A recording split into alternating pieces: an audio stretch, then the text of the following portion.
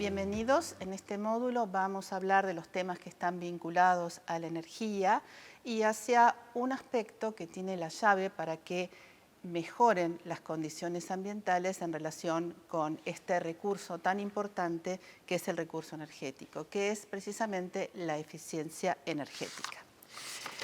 La energía es lo que nos permite, es el motor fundamental en todo el desarrollo económico y social del mundo. Cada vez consumimos más energía y utilizamos la energía para satisfacer un montón de necesidades vitales de los seres humanos, sobre todo aquellas vinculadas a nuestro confort. Utilizamos la energía para sentirnos mejor dentro de las viviendas, para aclimatarnos, tanto en invierno, calefacción, como en verano, refrigeración, para tener luz, para realizar nuestras actividades, pero también la usamos para transportarnos, para producir bienes. Toda nuestra civilización está atada indeleblemente a los temas vinculados a la energía. La energía, como dijimos, es fuente de calor, de luz, nos permite desplazarnos, nos permite cultivar, nos permite producir alimentos, fabricar bienes, fabricar máquinas y obviamente todos los conceptos vinculados a la energía y al desarrollo están estrechamente vinculados y tienen una influencia enorme en los impactos ambientales que está recibiendo el planeta en este momento. Nuestro modelo actual tiene una altísima dependencia de combustibles fósiles, que tienen como consecuencia la emisión de gases efecto invernadero. Muchos de estos elementos que estoy describiendo en este momento, ustedes los van a poder ver en el material que se les va a dar en el PowerPoint, donde hay gráficos que resumen toda esta situación de altísimo consumo de energías fósiles, aunque hay un incipiente desarrollo de energías renovables como una alternativa para evitar precisamente consumir estos recursos fósiles que desde el punto de vista energético no son renovables, es decir, no podemos volver a producir las circunstancias que generaron estas energías fósiles. Y las renovables en general van a tener un menor impacto porque el proceso de generación o de transformación de la energía en forma de calor o de energía cinética, es decir, la posibilidad de movernos, no genera emisiones de gases efecto invernadero. Como dijimos, la energía tiene un impacto muy fuerte en el desarrollo y las predicciones de la Agencia Internacional de la Energía, que es una agencia que se ocupa de estos temas vinculados a la energía, que está conformada inicialmente por 11 países de la Comunidad Europea y algunos adherentes, del cuales Argentina acaba en este momento, abril del 2022, acaba de ser incorporada como miembro adherente. Se dedican a investigar todos aquellos temas que tienen relación precisamente con la energía. Y uno de los puntos que predice la Agencia Internacional de la Energía es que obviamente la población mundial va a seguir creciendo, las necesidades de los seres humanos van a seguir creciendo y es irreversible el aumento del consumo de energía. No podemos volver hacia atrás, hacia épocas previas a la revolución industrial, reduciendo el gasto de energía. Entonces, bueno, ¿qué estrategias podemos utilizar para hacer que esa energía que se va a seguir consumiendo, ese consumo que va a seguir aumentando, tenga un menor impacto ambiental y además tengamos buenas condiciones de disponibilidad energética en la mayoría de los países? Un aspecto fundamental, del cual parece haberse tomado conciencia en los últimos años, es aquellos aspectos vinculados a la relación entre la energía y el cambio climático. La energía tiene impactos muy fuertes en el ambiente, no solo la emisión de gases, sino que en muchos casos los emprendimientos destinados a producir energía tienen además consecuencias. Si se hace una represa de gran envergadura, hay un una acción inmediata, por ejemplo, una represa para generar energía hidroeléctrica, hay un impacto inmediato sobre el medio ambiente. O sea, no solamente son los gases, sino que además hay otro tipo de emisiones, de contaminación, de alteración de ecosistemas, que todo tiene un impacto y no precisamente positivo en el medio ambiente. Entonces, la idea es comenzar a analizar de qué forma se pueden tomar acciones destinadas a mitigar los efectos vinculados a la generación y al uso de energía en el medio ambiente. Algunas de estas acciones tienen que ver con la promoción de lo que llamamos el uso racional y eficiente de la energía. Es decir, acá es donde empieza a entrar dentro de estos esquemas lo que llamamos eficiencia energética. La idea también es comenzar a utilizar combustibles que emitan menos dióxido de carbono, utilizar, por supuesto, fuentes de energía renovables, tanto para la generación de energía para los hogares, para los distintos sectores que usan energía, la mejora en los sistemas de generación energética, tratar de detener procesos de deforestación, también que puedan estar ligados a los temas energéticos, y últimamente están apareciendo nuevas tecnologías que están orientadas a lo que se llama captura y secuestro de dióxido de carbono, que son unas instalaciones que por el momento son todavía muy caras, pero que secuestran el dióxido de carbono, es decir, que es un gas de efecto invernadero del ambiente, y lo utilizan precisamente para generar energía con un residuo que muchas veces es simplemente vapor de agua. Entonces, las alternativas que tenemos para mejorar la situación con respecto al ambiente son, por un lado, promover la reducción del uso de la energía y una mejora en la eficiencia en lo que se refiere al consumo. Es decir, no voy a dejar de consumir energía porque la necesitamos para muchísimas actividades que realizamos los seres humanos cotidianamente, pero puedo hacerlo de una manera más racional y más eficiente.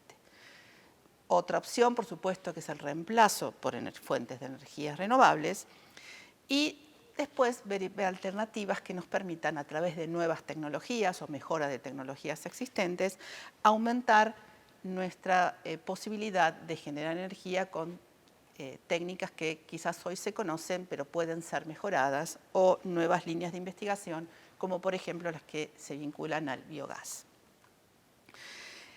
Una estrategia fundamental para cumplir los objetivos del desarrollo sustentable está precisamente relacionada con la energía y con el análisis energético vinculado a los usos finales de la energía. Es decir, no tanto a la energía que se produce en las fuentes de energía que llamamos primarias, porque es de donde se originan, sino a aquellas que están vinculadas a cómo utilizamos la energía en nuestra vida cotidiana.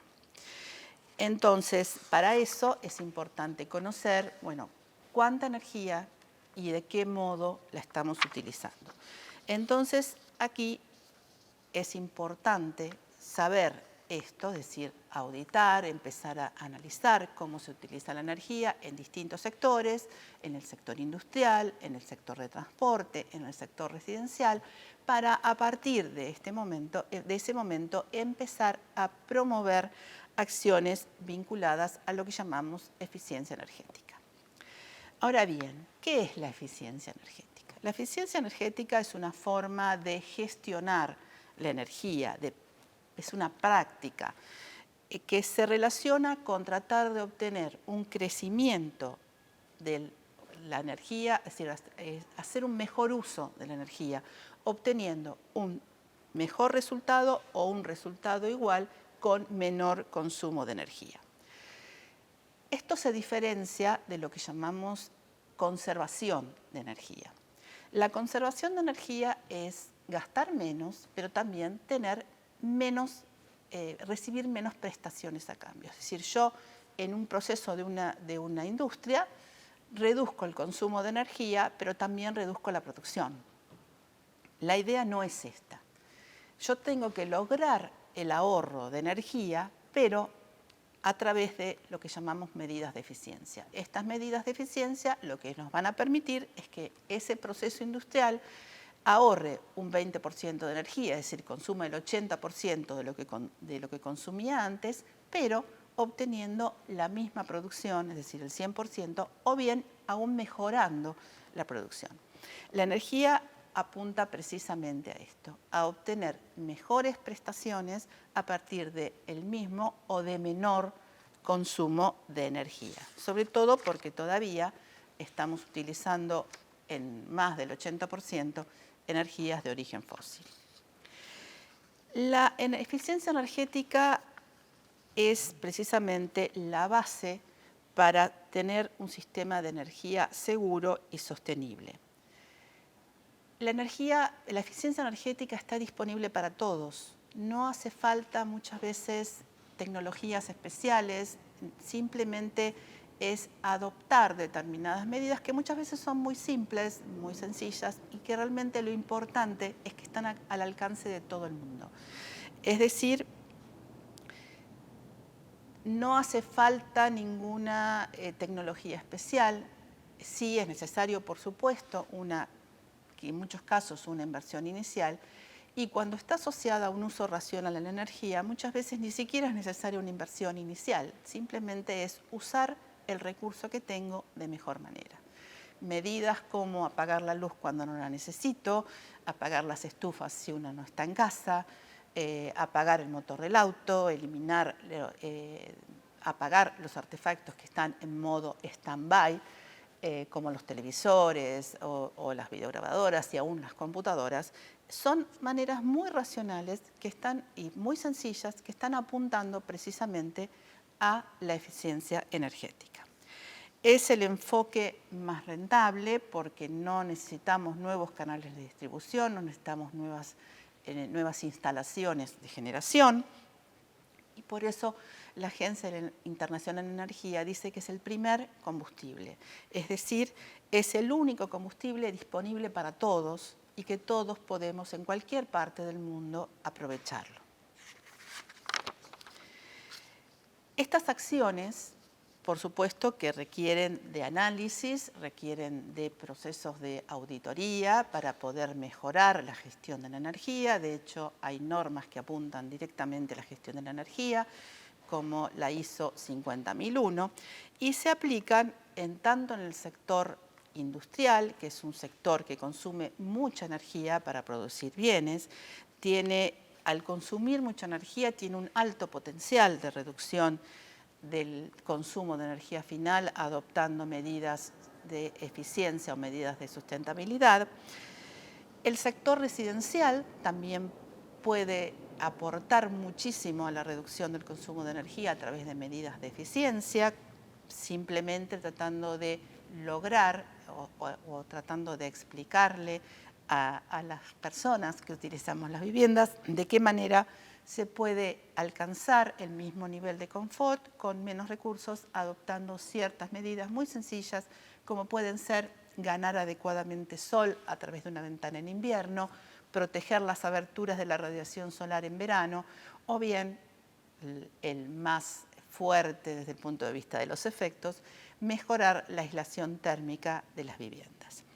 Y en el sector de transporte también requiere un enfoque integral y las acciones pasan desde un nuevo tipo de planificación de la movilidad, la promoción por nuevas tecnologías, estamos hablando ya de motores híbridos, de motores eficientes, de motores de movilidad eléctrica, pero también nuevas acciones, por ejemplo, promover el uso de la bicicleta, que no solo tiene un efecto en la eficiencia, porque no estoy consumiendo combustible, extracción humana, sino que además puede ser una alternativa interesante para mejorar la salud de la población, es decir, induzco a la población a que consuma menos energía y además estoy dando la posibilidad de realizar una actividad física. Pero para eso también tengo que tener una planificación del territorio que apunte a lo mismo. Es decir, no puedo mandar bicicletas a donde están pasando autos.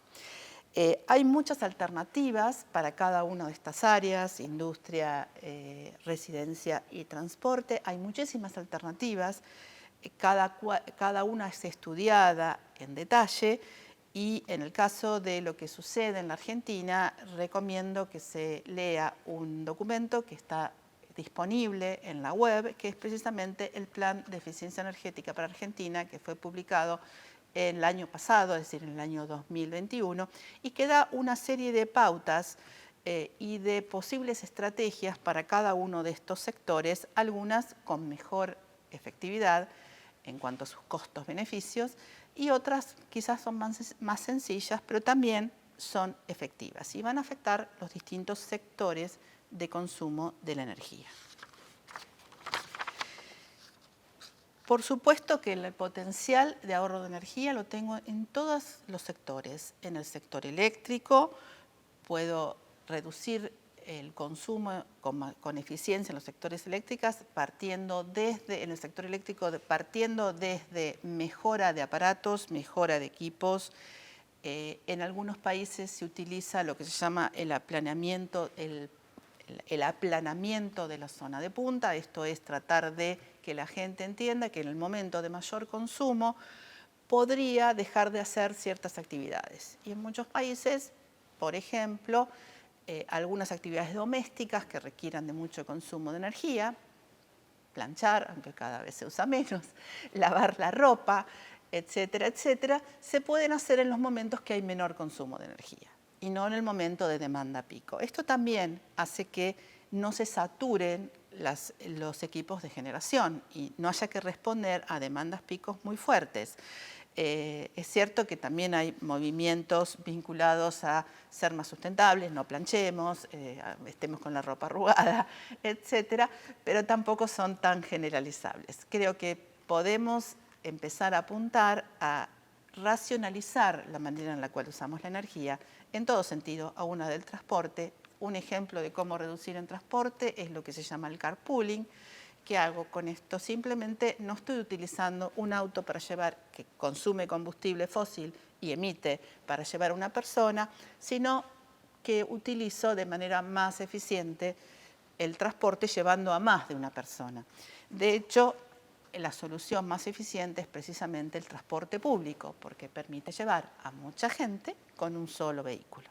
Ni hablar de algunos sistemas más eficientes como los trenes, que realmente llevan muchísima gente con un solo vehículo que sí consume energía, pero si uno hace la relación entre lo que consume ese vehículo y per cápita, cada persona transportada, vamos a ver que resulta muchísimo más eficiente que un vehículo individual y privado. Por supuesto, dentro de todo este esquema se empiezan a incluir la posibilidad de aprovechar y desarrollar las energías renovables, que todavía es un poco más difícil en los entornos urbanos. No es tan sencillo colocar un colector solar en una ciudad como por ejemplo Buenos Aires, donde la densidad urbana es muy alta, porque tengo muchas sombras proyectadas, no puedo lograr el máximo beneficio de ese colector, pero lo importante siempre es, aunque sea a través de un calefón solar, tratar de tener algún aporte que permita ir disminuyendo el consumo de energía. Con respecto a los artefactos, por supuesto que también hay artefactos que son más eficientes y día a día la tecnología y las normativas que están asociadas a la producción y el desarrollo de nuevos equipos está apuntando cada vez más a que sean más eficientes.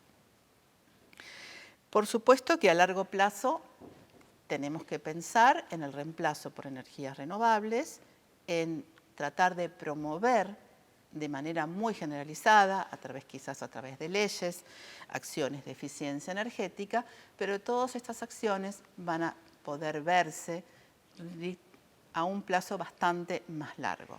A veces, ante las necesidades, y ahora que empezamos a hablar de un aumento tarifario, lo que va a ser más inmediato es aquello que afecte el bolsillo de aquellos que pagan la energía, que somos todos. Entonces, a veces tomar medidas de eficiencia sencillas comienzan a redundar en una reducción de lo que se está gastando del gasto tanto de una vivienda como de una institución, como de una empresa, en menor gasto en energía. Obviamente, la eficiencia está absolutamente relacionada con los objetivos del desarrollo sostenible. La energía está relacionada con los objetivos del desarrollo sostenible. De manera directa con algunos. Por ejemplo, con la acción por el clima, porque la energía es el objetivo 7. Si ustedes recuerdan el esquema de los objetivos del desarrollo sostenible. La energía es el objetivo número 7 y tiene, por ejemplo, relación directa con el objetivo 13, que es acción por el clima. ¿Por qué? Porque si yo mejoro y aumento la eficiencia y reduzco el consumo de energía, también esto está implicando una reducción de los gases de efecto invernadero y por lo tanto estoy haciendo una acción positiva por el clima.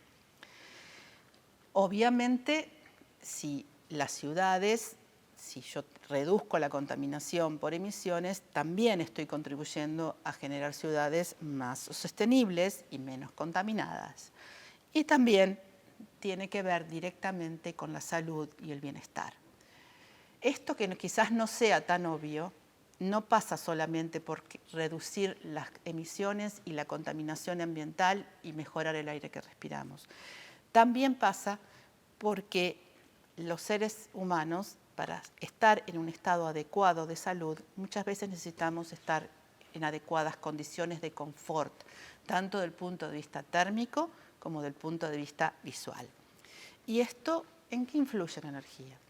Tengo que apuntar a tener las mejores condiciones de confort térmico en el interior de los lugares de trabajo, en nuestras viviendas, no pasar frío, no tener exceso de calor, pero también adecuadas condiciones de confort, adecuado nivel de iluminación que me permita desarrollar actividades de una manera confortable sin forzar la vista, por ejemplo. Pero además, el aporte de adecuada iluminación y sobre todo la luz que proviene del sol, si yo reduzco la presencia de lámparas durante el día y tengo edificios que captan la luz solar, tengo beneficios desde el punto de vista de la salud porque la luz es la que regula el sistema circadiano de los seres humanos y es fundamental para la regulación hormonal humana. Todo esto pareciera que está muy alejado de la energía y en realidad está bastante más próximo de lo que hacemos cotidianamente con la energía. En relación con estos conceptos que se vinculan con el desarrollo sostenible, es importante empezar a difundir un concepto que no hace mucho tiempo que se está manejando y que tiene que ver precisamente con la energía y que es el concepto de pobreza energética.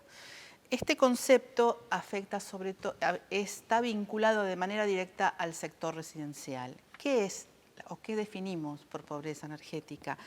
Es la situación en la cual los ingresos en un hogar no son suficientes o son muy escasos para poder pagar la energía que necesita para satisfacer sus necesidades domésticas. Esto, por supuesto, que tiene que ver con los bajos ingresos de los hogares y la relación con el aumento de los precios de la energía, pero también tiene que ver con la baja eficiencia energética precisamente que se da en la mayoría de los hogares. Son hogares que pierden muchísima energía cuando uno calefacciona, la energía en forma de calor se pierde por la envolvente del edificio y esos hogares necesitan muchísima energía para poder estar medianamente confortables. Obviamente esto tiene que ver con la calidad constructiva de esas viviendas. Y esto es un concepto que cada vez se está analizando más. Se considera que aquellos hogares que destinan el 10% aproximadamente de sus ingresos al pago de energía, se considera que son hogares en situación de pobreza energética y si esos hogares consumen más 20% o más de sus ingresos en energía, se considera que están en situación de indigencia energética. Ante esta situación, mejor dicho, hay, por supuesto, acciones a nivel de los estados, no es solamente una situación que se dé en Argentina, Se da en Argentina, pero se da en muchos lugares. Hay trabajos conjuntos en este momento con Chile, que también está estudiando con bastante profundidad este tipo de problemáticas, pero también, aunque nos parezca que en el primer mundo esto no sucede, también sucede en el primer mundo y se han incorporado mapeos de países, aún en la Unión Europea, que tienen problemas precisamente de pobreza energética. A modo de ejemplo, no hace mucho tiempo he estado haciendo un curso con gente de España, con gente de Barcelona, donde ellos precisamente planteaban un caso de este tipo, donde tenían gente, el ayuntamiento se hacía cargo, el ayuntamiento de Sabadell específicamente, se hacía cargo de cubrir los gastos energéticos de las familias que tenían menores recursos. Por supuesto, la calidad constructiva del lugar donde vivían era deficiente, eran edificios que quizás tenían unos años, que no habían sido debidamente rehabilitados para una situación adecuada o condiciones dignas de vida para estas personas, y entonces el ayuntamiento en principio se hacía siempre cargo de los gastos energéticos de estas familias, hasta que hicieron un estudio de fondo y encontraron que era mucho más rentable, es decir, el ayuntamiento ahorraba dinero, si destinaba un adecuado presupuesto a rehabilitar y reacondicionar, incorporando eficiencia energética estos edificios. Es decir, la eficiencia energética también fue la llave para tener menos gastos energéticos desde el punto de vista de lo que estaba gastando un organismo oficial para mejorar la calidad de vida de aquellos sectores que están en peores situaciones económicas. Es decir, no solamente subsidiar, no solamente ayudar, sino que además ver de qué manera se puede hacer lo posible para que estos sectores tengan mejores condiciones de vida, condiciones más dignas en cuanto a dónde viven, en cuanto a su alojamiento, y a partir de acá muchas de estas condiciones se dan precisamente incorporando acciones de eficiencia energética. Es decir, que la eficiencia energética no solamente tiene beneficios económicos asociados al gasto en energía, es decir, gasto menos energía y por lo tanto consumo menos energía y por lo tanto gasto menos dinero en pagar esa energía. Esto corre tanto para las industrias como para el sector residencial, sino que además tengo beneficios ambientales muy claros, como disminución de los gases de efecto invernadero, disminución de contaminación, reducción de muchos casos de recursos naturales. No nos olvidemos que muchos de estos recursos, muchas sociedades todavía producen energía en relación con el carbón, por ejemplo, y el carbón es altamente contaminante y estoy sacando combustible de la naturaleza y de minas, ni hablar de la energía nuclear, que también estoy sacando uranio de las entrañas de la Tierra a través de la minería. Es decir, hay muchos efectos colaterales que puedo reducir a través de tomar medidas de eficiencia. Y por supuesto también tengo beneficios a nivel del país. No nos olvidemos que muchos países, además del nuestro, también subsidian la energía, como el caso que yo comenté también, es una situación local, pero también existe un subsidio del organismo estatal a la energía para mejorar las condiciones de vida de las personas. Y si yo tomo medidas de eficiencia, por supuesto que voy a gastar menos energía y por lo tanto voy a reducir lo que estoy pagando en subsidios. Además, una situación que se está dando, no solamente en la Argentina, en nuestro caso se está volviendo un poco crítica, pero se está dando en muchos países del mundo, es que el país se vuelve absolutamente dependiente de la compra de fuentes energéticas en el exterior. Entonces, en la medida que yo puedo consumir menos adoptando medidas de eficiencia, estoy menos vulnerable ante la compra de energía. En un contexto como el que tenemos hoy, donde la energía de Argentina está comprando gas licuado para poder abastecer a los hogares, si los hogares consumieran menos, el país gastaría menos y más allá de la situación coyuntural, la realidad es que ese dinero, ese dinero que gasta el Estado en energía se podría destinar a salud o a educación y los beneficios los seguiría recibiendo la población en general. Entonces, los beneficios de la eficiencia energética, como dijimos, son amplios. Van desde lo local, desde las emisiones en relación con el medio ambiente, la seguridad energética que mencionamos recién, la vulnerabilidad de los países que no disponen de suficiente energía para abastecer sus necesidades básicas, mejoras en la distribución de energía. No tengo distribución, la eficiencia es alcanzable por todos, no necesito distribuir nada, simplemente tomo medidas en donde las necesito. También puede ser un factor de mejoramiento económico y también puede dar lugar, entre muchas otras, ustedes en el material que les damos van a tienen un gráfico donde la Agencia Internacional de Energía describe de una manera muy completa todos los beneficios que tiene la eficiencia energética, desde generar empleo, también desde el punto de vista económico, se pueden generar nuevas inversiones orientadas a la eficiencia energética, vinculadas también a bonos verdes, es decir, se pueden desarrollar un montón de nuevas líneas de trabajo, líneas de investigación, nuevos empleos. Realmente, si yo necesito mejorar la eficiencia de una vivienda, de un edificio, necesito mejorar la legislación, bueno, hay una industria de legislación atrás, hay mano de obra implicada, es decir, puedo ir generando toda una situación económica vinculada a la eficiencia que también va a ser muy positiva para el contexto económico y social. Ahora bien, ¿qué marco legal tenemos en la Argentina vinculados a estas cuestiones de eficiencia energética? Por supuesto que es necesario tener marcos legales vinculados a las distintas áreas de la energía, pero también hay marcos legales que son macro, es decir, que abarcan todo. Y respecto a esto tenemos un decreto, que es el decreto 140 del año 2007, que declara de interés nacional interés y prioridad nacional el uso racional y eficiente de la energía. Crea un programa, que es el PRONURE, es el programa de uso racional y eficiente de la energía, y además define la eficiencia energética como un componente imprescindible de la política energética y de la preservación del medio ambiente. Es decir, reconoce el rol que tiene la eficiencia energética en todo esto. Es el decreto macro que permitió desarrollar programas orientados a las distintas acciones de eficiencia en el sector residencial, comercial, industrial y de servicios. Es el que establece el régimen de etiquetado de eficiencia energética y estándares de eficiencia mínima. ¿Qué es esto?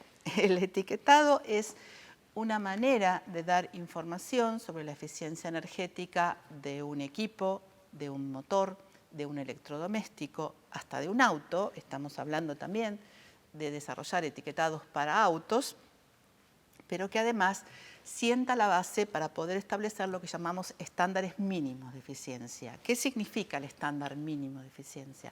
Es qué etiqueta mínima, las etiquetas de eficiencia energética, ustedes tienen algunos ejemplos en el material, tienen un código de colores y letras que nos indican cuál es la eficiencia de eso que estamos, por ejemplo, comprando, de una heladera, de una lámpara, de un motor, pero también estamos llegando a, como dije antes, a empezar a analizar la posibilidad de etiquetar autos y ya tenemos algunas leyes que voy a hablar como ejemplo más específico vinculados al etiquetado de viviendas.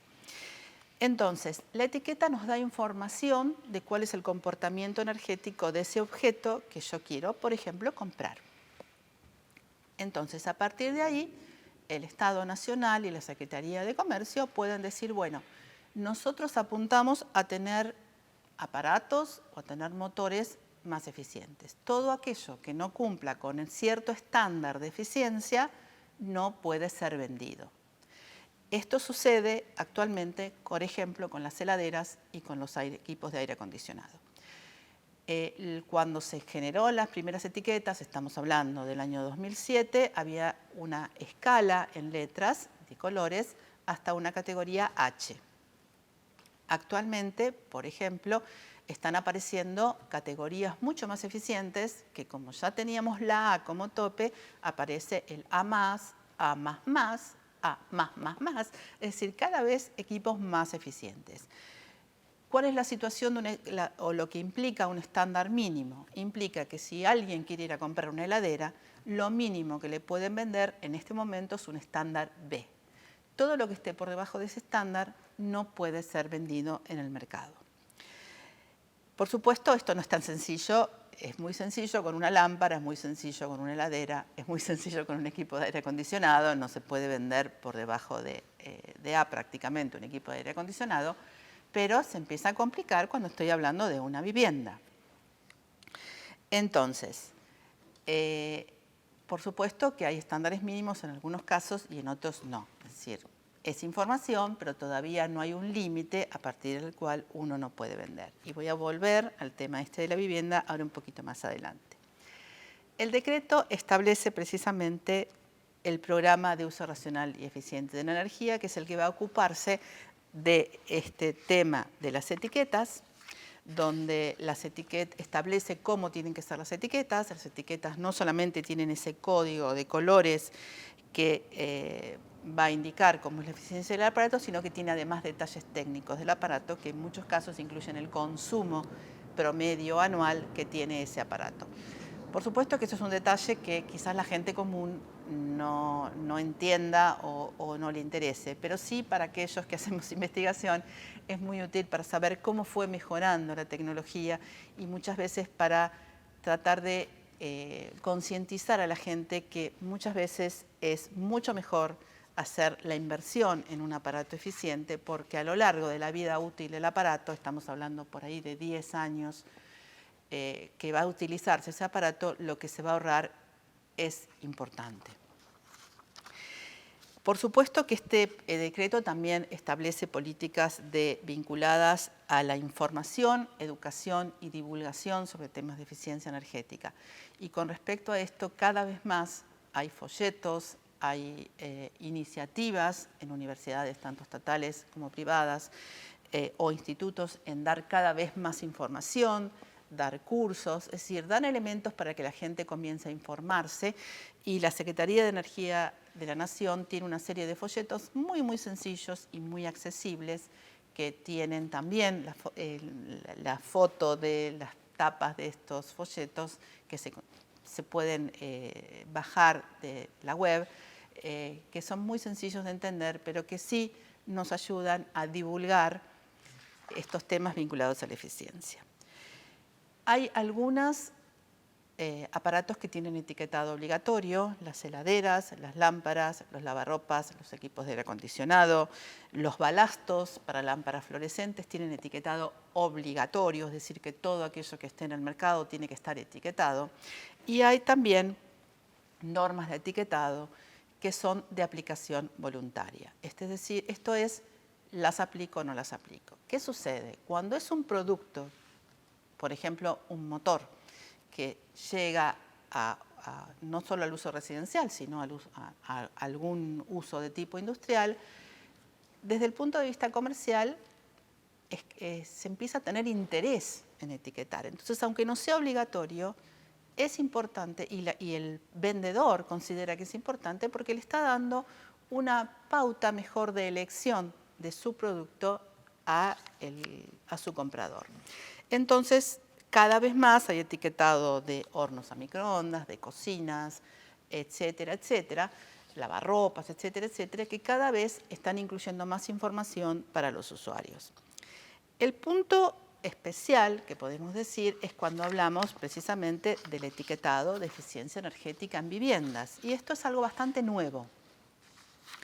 ¿Cuál es la intención del etiquetado de viviendas? Darle al usuario, darle a la persona que compra una vivienda, información sobre cuál va a ser el comportamiento energético de su vivienda. Por supuesto que no podemos hablar de estándares mínimos, porque si no, casi todo lo que está construido empezaría a tener problemas. Es decir, no sería vendible porque tendría un estándar relativamente bajo. Esto está directamente asociado a la calidad constructiva de las viviendas, que desgraciadamente en los últimos tiempos no ha sido muy buena.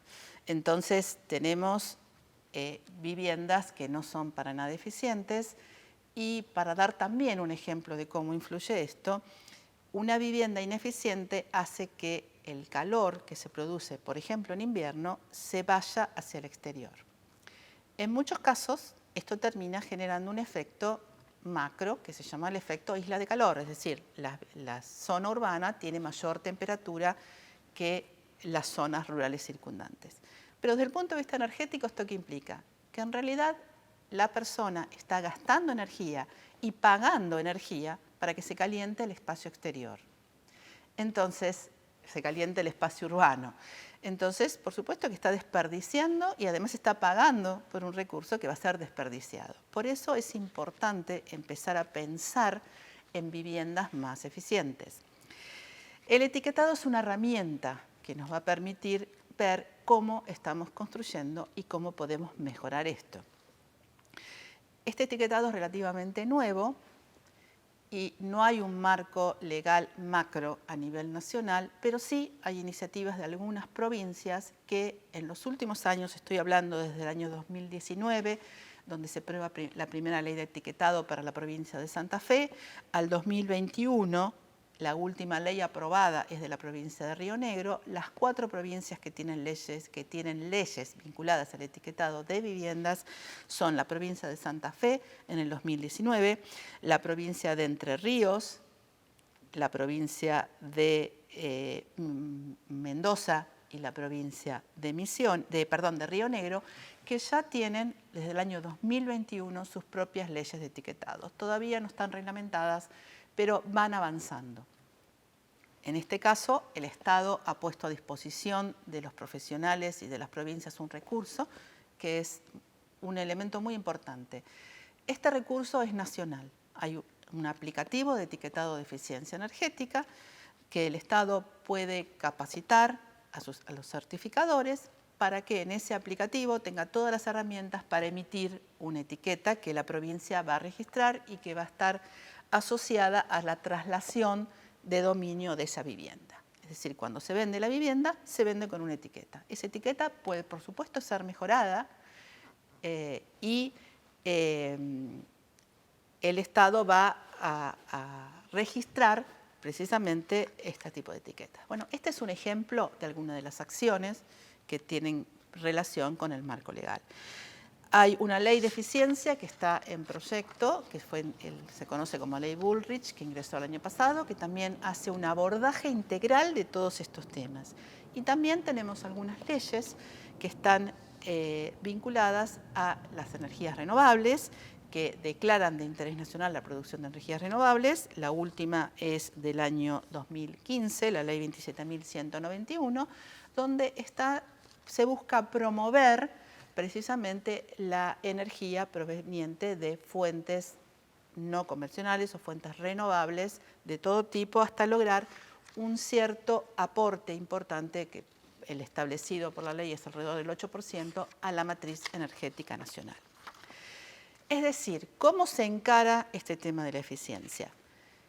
Es una asociación, la eficiencia es la base. A partir de la base de tener una reducción de la demanda por eficiencia energética, incorporo las renovables. Las renovables me van a ayudar a reducir en la última instancia, y esto es lo que se llama la tríada energética, me van a ayudar a reducir el uso de la energía fósil. Entonces, reduzco la demanda a través de medidas de eficiencia, incorporo las renovables dentro del esquema y finalmente hago un uso eficiente, sostenible y muy racional de la energía de origen fósil. La energía más sostenible es aquella que nos estamos ahorrando de gastar. Y cierro con una consideración final, que no son mis palabras, sino las voy a leer porque son del director de la Agencia Internacional de Energía, que nos dice que consideramos que la eficiencia energética es el primer combustible, ya que sigue representando la forma más limpia y en la mayoría de los casos la forma más económica de satisfacer nuestras necesidades energéticas. Y a eso agregaría precisamente o enfatizaría lo de limpias. Es precisamente aquello que nos va a ayudar a mejorar las condiciones ambientales. Muchas gracias.